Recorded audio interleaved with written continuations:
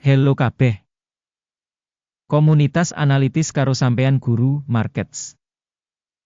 Ayo miwiti kanthi ringkesan informasi babagan perusahaan. Setitik luwih kita bakal nimbang saben indikator ing setitik liyane rinci. Yen perlu, sampean bisa ngaso video. Kita propose kanggo sinau kabeh parameter saka perusahaan ing pitakonan luwih kasebut kanthi teliti. Saiki kita bakal bandingake indikator dasar perusahaan saiki Netflix, Inc. ticker NFLX. Review iki adhedhasar data saiki wiwit 9 April 2025. Dening klasifikasi guru, markets perusahaan Netflix, Inc. kalebu subkategori Creation, 28 perusahaan melu evaluasi, iki banget perwakilan. Temokake solusi pungkasan ing pungkasan video iki. Asil sakab kanggo perusahaan, 1,5 saka 10 terms.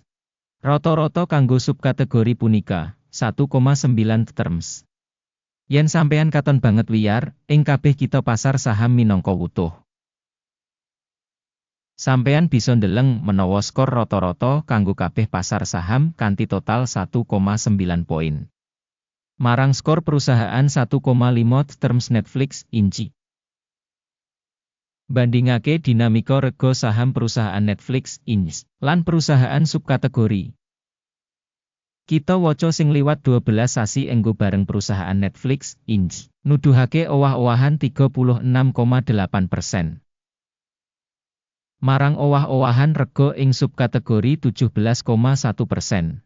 Iki ora cetha nuduhake apa-apa, nanging perlu kanggo njupuk catetan saka kasunyatan iki. Kapitalisasi pasar perusahaan Netflix Inc. punika 372 US$3 sen miliar. Lan kapitalisasi subkategori kasebut yaiku 588 US$, miliar. Netflix Inc. nuduhake 63,294%, iki minangka pimpinan utama subkategori kasebut. Kapitalisasi neraca perusahaan yaiku 24 US$72 sen miliar. Kanthi kapitalisasi subkategori 136 US$ miliar. Netflix Inc. dadi bagian saka 18,135%. Bandingaken enggo bareng saka pasar lan kapitalisasi imbangan, kita waca ing ngisor iki. Saham dikuasani Netflix, Inc. ing subkategori nalika netepake nilai pasar 63,294%. Regane buku 18,135%. Iki 71% kurang saka nuduhake nilai pasar. Taksiran saham perusahaan saka pasar lan kapitalisasi neraca subkategori. Olo, -1 poin. Ayahan finansial organisasi gunggungipun 18.045 US$ miliar. Utang kanggo buku kapitalisasi akun kanggo 73% saka ibu kutha. Rating kanggo utang perusahaan, lumayan, 0 poin. Imbangan rega pasar perusahaan kanggo bati cocok karo 42,7. Rata-rata subkategori 43,3 iku 1% luwih murah tinimbang rata-rata subkategori. Taksiran rega saham kanggo rasio pangentukan dibandingake karo perusahaan ing subkategori apik 1 titik. Media WI kanggo pungkasan 12 sasi ana 8.711 US$ mayuta-yuta. Pangentukan proyeksi kanggo 12 sasi teka samestine 11 US$54 sen 4 yuta. 32,5% luwih saka saiki. Taksiran saka kira-kira media WI mangsa ing comparison karo ing subkategori apik 0,5 terms. Rasio rega kanggo sales perusahaan punika 9,6. Rata-rata subkategori yaiku 3,5 lan 174% luwih dhuwur tinimbang rata-rata subkategori. Evaluasi nilai pasar saham kanggo indikator revenue dibandingake karo indikator perusahaan ing subkategori. Olo, -1 poin. Revenue kanggo pungkasan 12 sasi ana 38.880 US$ mayuta-yuta. Revenue mangsa kanggo teko 12 sasi wis samestine kanggo $51,52 yuta.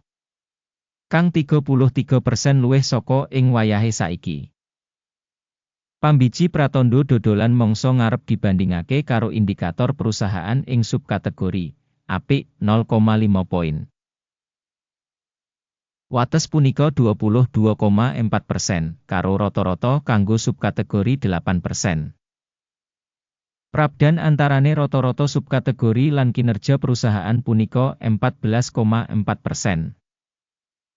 Taksiran bati dodolan dibandingake karo indikator perusahaan ing subkategori apik 0,5 poin.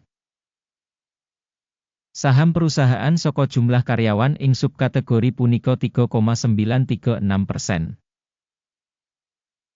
Sing 1.508% kurang saka bagian kapitalisasi pasar. Lan iki nggambarake ketidakseimbangan ing rega pasar perusahaan Netflix Inc. mbok menawa menyang revaluation. Jumlah modal pasar saben karyawan perusahaan padha karo $26.594.000. Dene ing subkategori ana $1.654.000.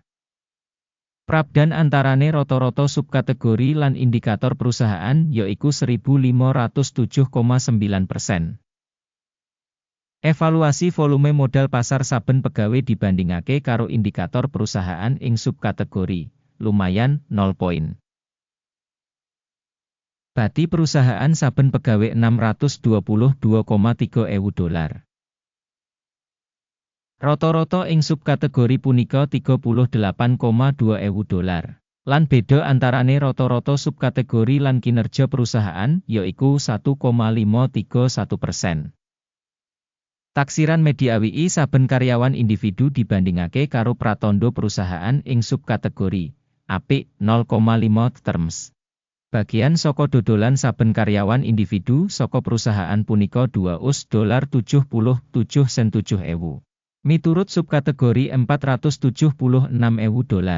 Prabdan antarane rata-rata subkategori lan kinerja perusahaan punika 483%. Evaluasi dodolan saben karyawan perusahaan dibandingake karo indikator perusahaan ing subkategori apik 0,5 poin. Volume transaksi singkat ana 1,9%, karo rata-rata kanggo subkategori 2,1%. Iki taksiran saka remet singkat bisa.